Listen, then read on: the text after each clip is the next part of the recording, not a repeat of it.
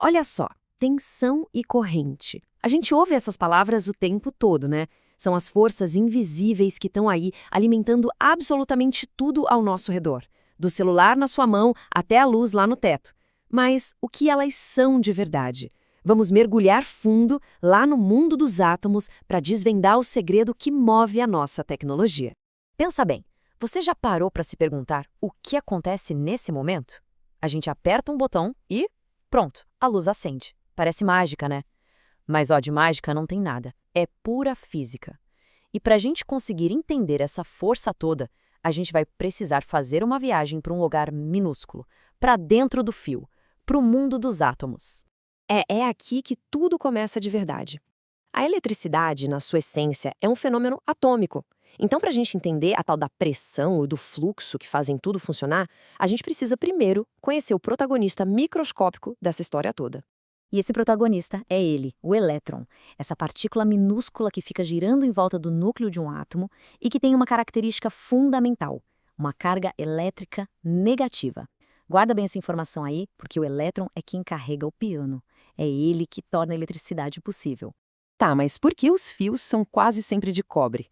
A resposta está na estrutura do átomo dele. Saca só.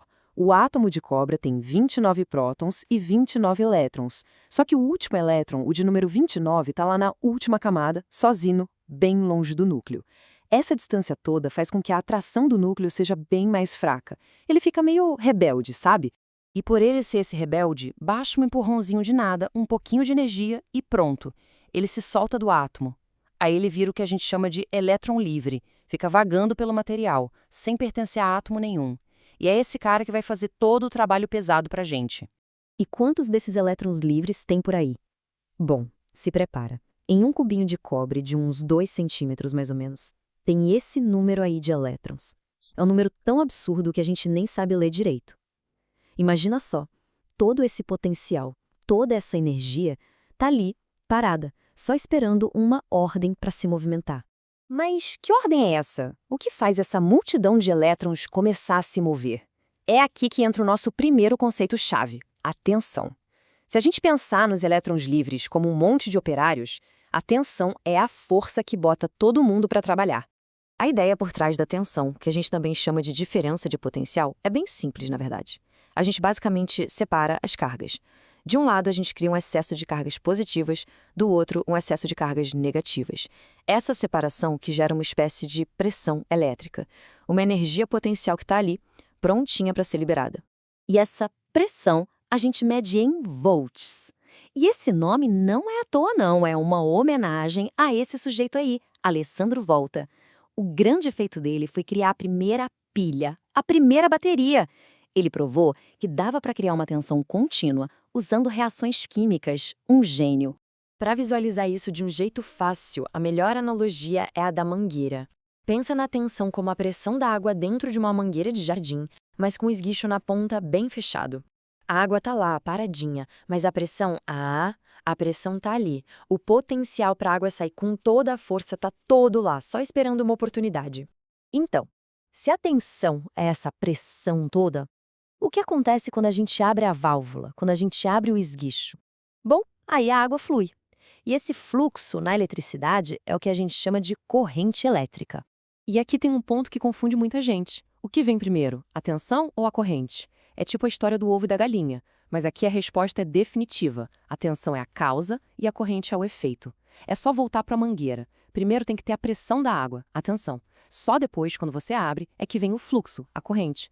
Sem pressão não tem fluxo. Simples assim. A corrente, então, é exatamente o que acontece quando a gente aplica a tensão. Aquele mundaréu de elétrons livres que antes estavam zanzando cada um para um lado, agora recebem uma ordem e começam a marchar, todos organizados, do polo negativo para o positivo. Vira um verdadeiro rio de cargas elétricas. E esse fluxo a gente mede em amperes, ou só amps, como a gente fala no dia a dia. Adivinha por quê? Homenagem a ele, André Marie Ampère, o cientista que descobriu as leis da eletricidade em movimento. E, só para ter uma ideia, uma corrente de 1 ampere significa que mais de 6 quintilhões de elétrons estão passando por um único ponto do fio, a cada segundo. É um trânsito absurdo. Então, vamos fechar a nossa analogia. A tensão era a pressão na mangueira fechada. A corrente é a água finalmente jorrando quando você abre. É o trabalho acontecendo, o movimento de verdade, tudo isso causado por aquela pressão que já estava lá. A relação de causa e efeito fica bem clara, não fica? Ok, então a teoria está dominada, pressão e fluxo. Mas no mundo real, na prática, não adianta só entender, a gente precisa medir. Como é que os engenheiros e técnicos fazem para enxergar e colocar um número nessas forças invisíveis? Para isso, existem duas ferramentas essenciais. Para medir a pressão elétrica, a tensão, se usa o voltímetro. E para medir o fluxo dos elétrons, a corrente, se usa o amperímetro. Os nomes já dão a dica, o que ajuda bastante a lembrar. Mas muita atenção aqui, porque o jeito de usar cada um é totalmente diferente e isso é crucial. Para medir a tensão, o voltímetro é conectado em paralelo. É como se ele chegasse por fora e só espiasse a diferença de pressão entre dois pontos. Agora, para medir a corrente, o fluxo de elétrons precisa passar por dentro do medidor. E isso significa que você tem que abrir o circuito e encaixar o amperímetro em série, para ele virar parte do caminho. E essa diferença no jeito de conectar tem uma consequência prática gigantesca.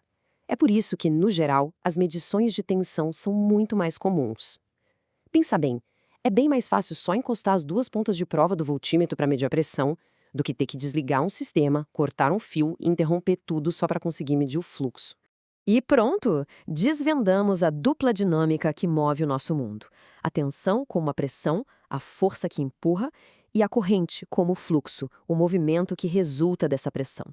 Mas isso tudo leva a gente para uma nova pergunta, né? Se a gente tem a pressão e o fluxo, como é que a gente controla isso? Como a gente controla a intensidade desse fluxo? Bom, aí já é uma outra história, uma história sobre resistência.